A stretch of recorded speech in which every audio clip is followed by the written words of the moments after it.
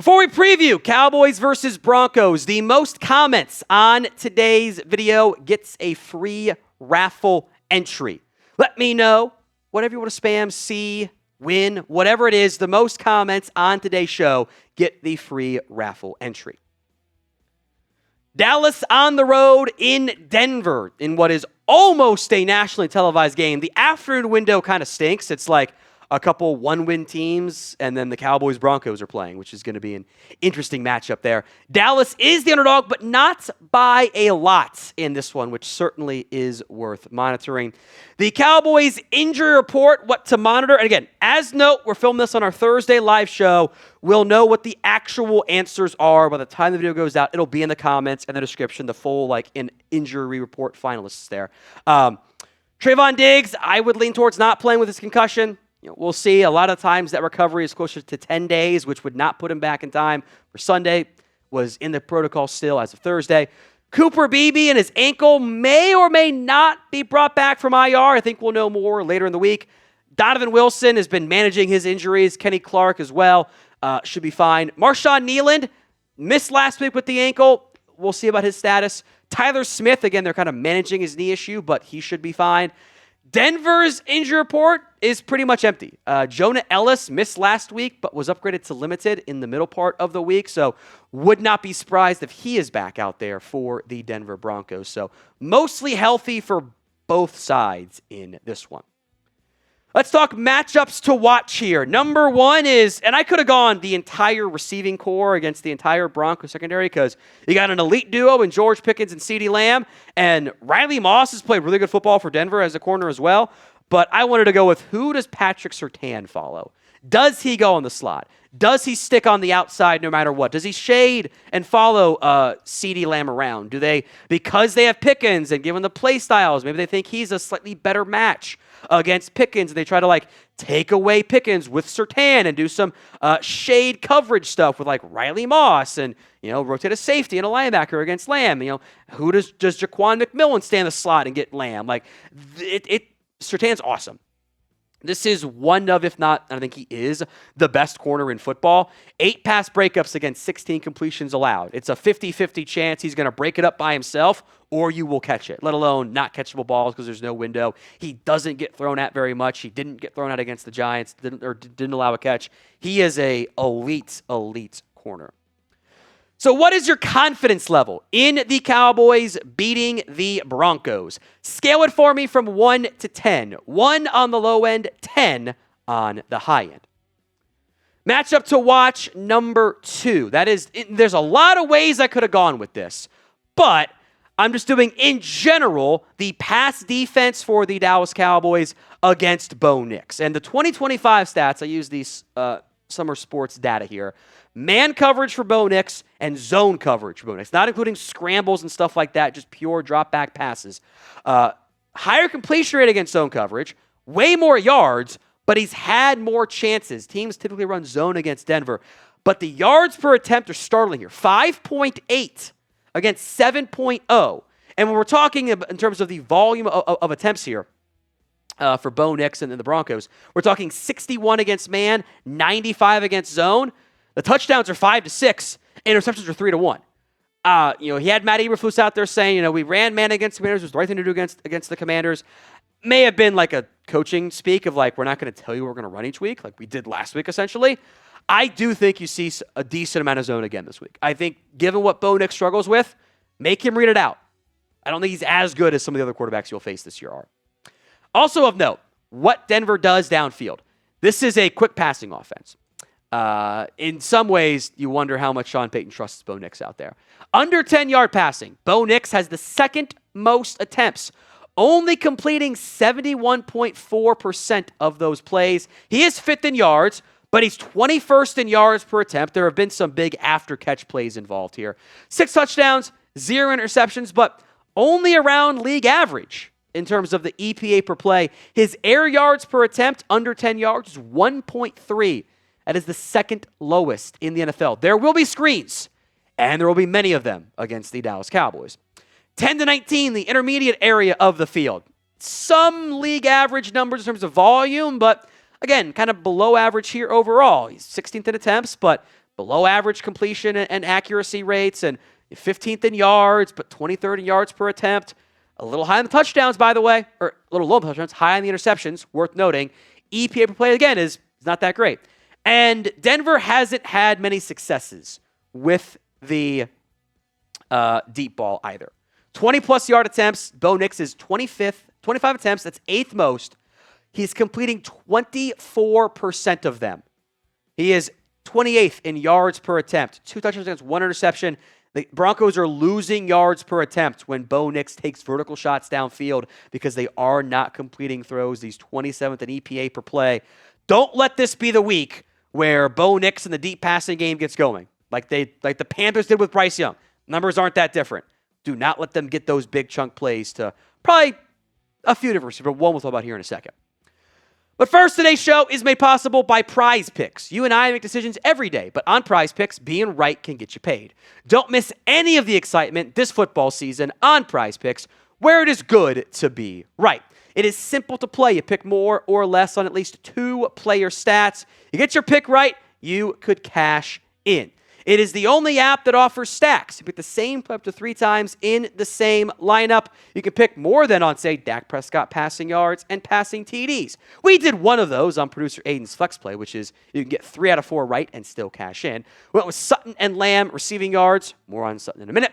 Dak Prescott more than passing TDs. And Javonte Williams revenge game more than 15.5 yards on the, or 15.5 attempts, excuse me. Download the Prize Picks app today and use code CLNS to get $50 in lineups after you play your first $5 lineup. That's code CLNS to get $50 in lineups after you play your first $5 lineup. Prize Picks. It's good to be right. Links in the comments section and the description of today's show. That's prizepicks.com/CLNS and use code CLNS. Matchup number 3. Is it Deron Bland? Is it Kyrie Irving? Who covers Courtland Sutton, Denver's go-to number 1 wide receiver who does a bit of everything for this Denver Broncos team? 33 catches, 469 yards on the season, 3 touchdowns. He has been more reliable, more impactful than Troy Franklin, Marvin Mims. Still kind of feels like Denver is missing one other corner. Diggs' size would be nice against him, but I don't know if he's going to go. Are they going to put Bland in the slot? I'm very curious. If it's zone, is he in the slot? I'm very curious what Dallas does to kind of try to cover those Broncos wide receivers. We mentioned on our earlier week preview that Denver blitzes at pretty decently high rates. Will they do that against Dak Prescott? Historically speaking, teams don't like blitzing Dak. Now, he's faced a decent amount of dropbacks against the blitz. He's also dropped back more than most quarterbacks. So that is an asterisk there. 7th in completion rate, 5th in completion percentage over expectation. That's CPOE based on like drops and down and distance and tight window throws. He's been very accurate. 8th in yards, 17th in yards per attempt. There's a lot of short, quick passes there. You take out the Bears game, these numbers are all easily top 5. Dennis Allen had his way with the Cowboys that game. 5 TDs, 1 interception, top 9 in EPA per play. Despite being 5th in dropbacks, only 13th in sacks. He hasn't taken very many of those. He has been very, very good against the blitz. I am curious if Denver and Vance Joseph bring more pressure in this one for a very blitz-happy team. Of the 2 quarterbacks, who is better right now? DP for Dak Prescott, BN for Bo Nix. Let me know in the comments section of today's show, DP or BN. Matchup to watch, run defense against the run offense for both teams. Denver will run the football. They have been a fairly run-happy team, led by J.K. Dobbins, averaging a smooth 5 yards per carry this year. Haven't seen a ton of R.J. Harvey. He had the one nice game with the receiving catch late. But Dobbins has been the focal back in Denver. He's averaging 5 yards per carry. You know, it's funny. Dallas is very happy that the Broncos let go of Javonte Williams. I think Denver is very happy in what they have in J.K. Dobbins. Both sides kind of won their running back shuffle there. Cowboys have to be better against the run, just like they were against the Commanders last week. They did a great job shutting down Bill Krosky-Merritt. But overall this year it has not been very good. 30th in yards per game, 26th in yards per carry, 30th in explosive runs. They do need to be better The stuff rate's the wrong way. A lot of these numbers are not very good. They're going to have to show up and come correct against a good Denver run game. Players to watch, number 5. How about Kevontae Turpin? Mile High Stadium. He was kind of limited last week. Didn't play the full amount of snaps I think we normally expect there. I'm curious what return looks he gets. Do the Cowboys get him a heavier workload? I think Sean Amber's kind of alluded to it, though. The play sheet for the guys, you're going to the Lamb one first. You're going to the Pickens one second. There's not as many chances to get Kevontae Turpin the ball because you've got better receivers in front of him. I am curious, now that he's probably more healthy and might not be on big of a pitch count, how involved is he in this one? Who scores the first TD for the Cowboys? Let me know in the comments section of today's show. Who scores that first touchdown? It was Javonte Williams last week. Do we once again go back to the Javonte Wales at somebody else time around? Let me know in the comments of today's show. Number 4, Osa Odigizua. I'm waiting for better play from him. Not that he's been terrible, although I don't think he's been good against the run. I think both he and Kenny Clark had a couple rough games in a row in weeks 5 and week 6.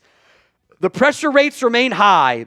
I do think he misses having a legitimate game changer near him alongside, along him to not have him be the focal point of the pass rush there. I just haven't seen enough yet out of Osa Odigizua. I think Denver's interior of the offensive line is probably their weak point. I think he's seen really good play out of frankly, Garrett Bowles and some good play from Mike McGlinchey. I don't think Luke Wattenberg is as good. Ben Powers is solid. I would like to see the Cowboys win up front in this one. If you have not already, make sure you guys are subscribed. We will be live for Cowboys versus Broncos. We'll be live hour 45-ish before kickoff. So make sure you're subbed, youtube.com/Cowboys TV. Number 3 is Kenneth Murray. I thought he was better last week. There were still some moments of, wasn't as good as I would have liked, but there were some good plays, some good moments out of Kenneth Murray. He has to do it again. That's always been his issue. He'll have a game or two that looks great and then kind of fades. And then, a drive he looks incredible and then fades away. And then, looks good for 2 drives and then struggles. I need a good game from Kenneth Murray because they will try to get the ball to the running backs and the tight ends plenty. He's got to show up. Number 2 is fun for me. I can't believe I'm doing this. I'm doing it. How about Brandon Aubrey? Is this the week that we finally let Brandon Aubrey try a 70-yard field goal? He can do it. I have no doubts he has it in him. 66 yards is the current record. He's a yard shy. He did it last year for the Cowboys.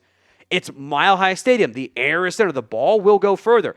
I think he can hit it from 70. That, whatever one he tried last week, the 61-yarder, was good from 70. And it wasn't even in doubt. It was good from 70. I want to let him try, as long as it doesn't kill the game, let him try a 70-yard field goal. He can do it. I want him to have the high mark. So will it happen? I'm shooting my shot early. I wish I could get... I'm just going to call my shot early. Y for yes, N for no. Will he try the record-long field goal this week? Going to cheat at number 1, 2 players. It's the tackles, Tyler Guyton and Terrence Steele. And this is a very tough matchup. I think underrated tough matchup for both of these guys. Nick Bonito is not a household name necessarily. Same with like a Max Crosby, a Micah Parsons, a Trey Hendrickson, a TJ Watt, Myles Garrett are. He's awesome. He is a legitimate dynamic pass rusher. He is among the NFL's league leader in sacks. So too is Jonathan Cooper.